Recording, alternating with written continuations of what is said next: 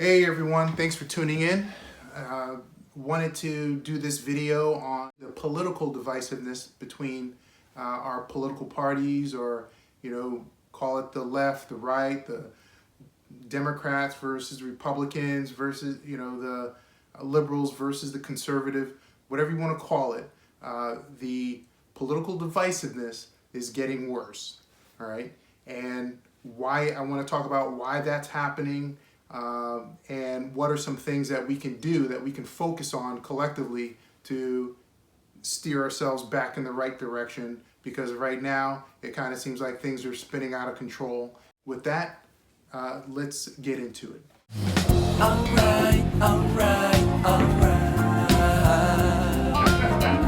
So the Pew Research Center did a study and deduced that political divisiveness in the U.S. far exceeds the basic demographic lines that we have here in the U.S. So, and they also kind of determined that there's less individuals that fall politically now, that fall in the middle of the spectrum. People are being pulled toward the polls. And, you have Trump talking about the election is stolen, attack on democracy. You got the Democrats saying Trump is attacking democracy because he's not conceding. Things are just getting worse.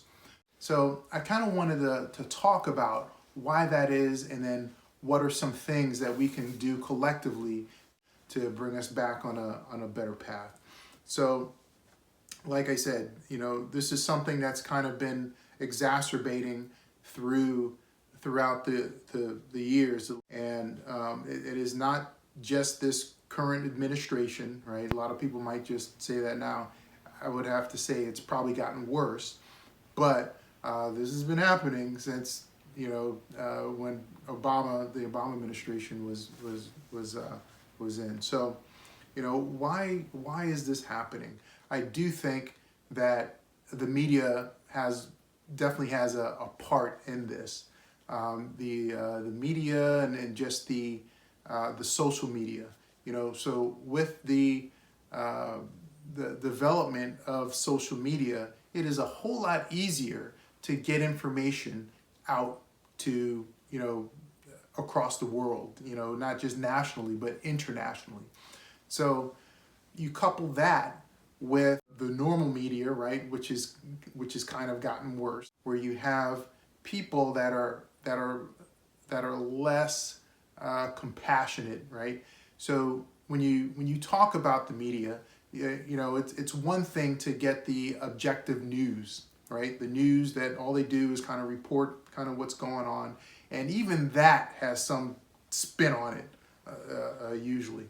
But there's nothing wrong with just watching the news, listening, reading.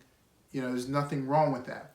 But what I would say is, one, you have too many people that overindulge with the amount of news that they receive on a day-to-day basis. That's number one. Number two, you have all these political pundits. These are all these individuals that provide their opinion, right? And a lot of them end up being extremely opinionated, one side or another, and we're just going way too far with this. So these are shows like in the past it's been Rush Limbaugh, right? Limbaugh, whatever his name is. You got Fox and Friends, you got The View, you got Joe in the Morning, you got Rachel Maddow, right? You got all these news outlets that are spewing all this information that are just there was no pipe that burst. There was no reason to stop the counting. So, I just feel for the president. I see the pain and the frustration. You do everything you're supposed to do. You run the country well. You campaign your heart out while the other guy's in a basement.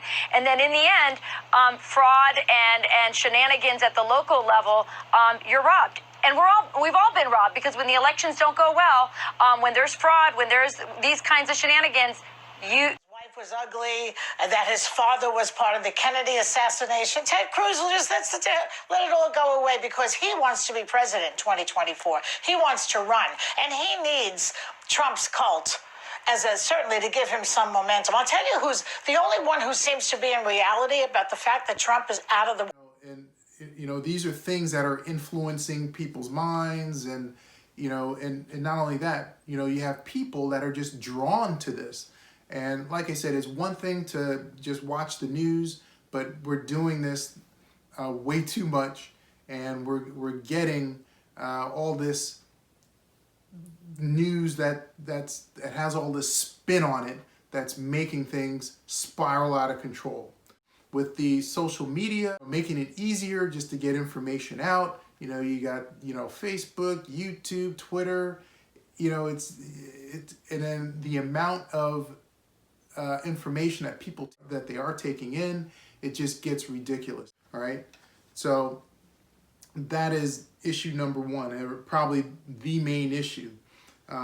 Along with that, you have, and it's been proven, you got these foreign governments that are promoting this by putting, they have their own news shows, right, number one. And number two, they're actually putting out these, program these bots, right, these little algorithm bots, whatever you want to call them, to help influence people. And trust me, they are out there to do this because they want us to fail. They want the U.S. to fail. They want democracy to fail, right? So you have that. And then you have our politicians who are, a little less compassionate, a little less understanding than they have in the past. In order to be a politician, you need to, there's something called compromise. You need to compromise. Understand that is not helping the situation. In the past, you've heard, people like, Joe Biden and others talk about how he and John McCain can come to agreements on certain things. It kind of seems like we've lost that. We've kind of fallen away from that. We got these, individuals, both on the national and the state level, that all they want to do is try to appeal to their base, appeal to their constituents. And there's nothing wrong with that, but please understand that it is the constituents who guide and influence these politicians, right? It's not the politicians doing this on their own. These are the constituents. It's you who guide the politicians. So think about that when you vote on things. Think about that. I know it's hard to, because it's constituents that put you in office, but just know that sometimes you need to look at the bigger picture, at what serves the U.S. in the long run. All right. So these are things that, in my opinion, have made this situation where we have this huge political divide between our two largest parties. So what I'd like to do now is kind of talk about what can we do to make this situation better. How do we fix it? One, well, like I said before, it's okay to watch objective news, right? Objective news material, but again, we are watching way too much, and we are watching these political pundits help fuel the fire. The View, the Fox and Friends, the Rachel Maddow, right?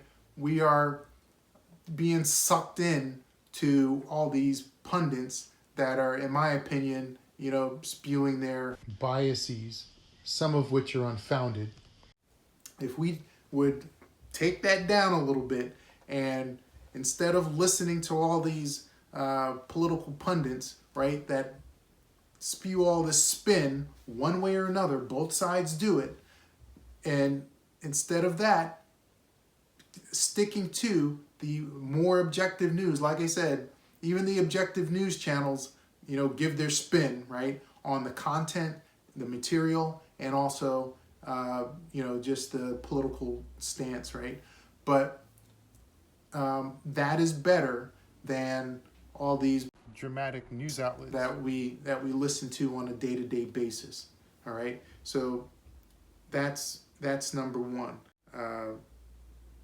Number two, we need to realize that as a country that we have 320 something million people of different varieties, right? And that includes different political perspectives. And what we need to do as a people is, again, just have a little bit more understanding of the other side. And again, I think with the social media that's been out there, it's a whole lot easier for these extremists, people that fall outside the normal, left-leaning or right-leaning individuals, that it's easier for these extremists to come in and spread their perspectives, right? So now we got more people that are actually being sucked in to this outside. Remember I said the Pew Research Center, one of the things that they found is that there's less people in the middle. There's more people that are taking a right or left, not just taking a right or left, but taking a hard right and hard left. And they're putting their foot down on their stances. And like I said, we need to be more understanding of the other side. Both sides need to do that.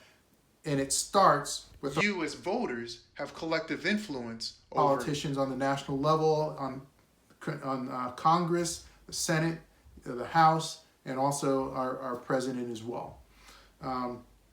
So that's number two.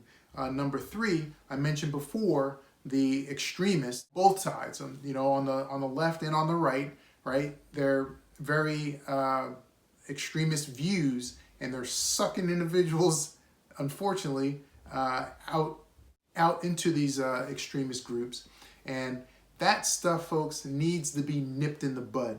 Unfortunately, our current administration hasn't been so good at doing that. All that's doing is just empowering those groups, those extremist groups, right? So on both sides, you need to nip that in the bud so that stops. That's one thing that needs to be done. And then also the citizens should be speaking out about that more as well.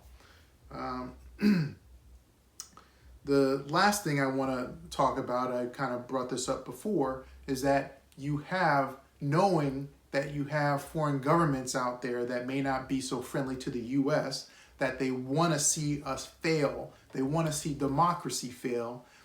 Just know that whether they're actively doing something, actively taking measures to try to promote this type of divisive behavior or not, just know that they are out there and they want to see you fail. They want to see us fail.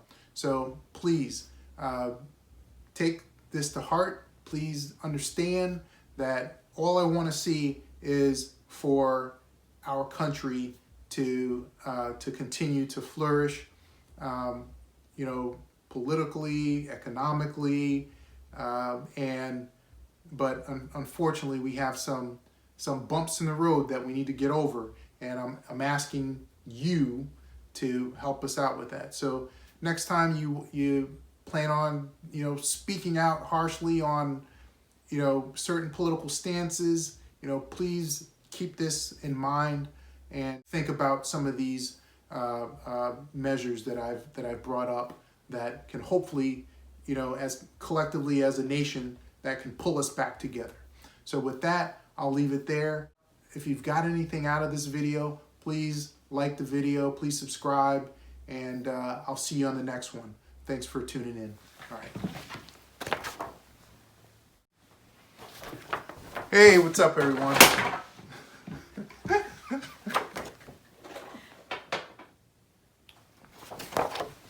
Hey, what's up, everyone? Thanks for tuning in. Been getting worse and worse over the years. It's been around for, started at least in the last administration. This is what happens when you don't silence your phone.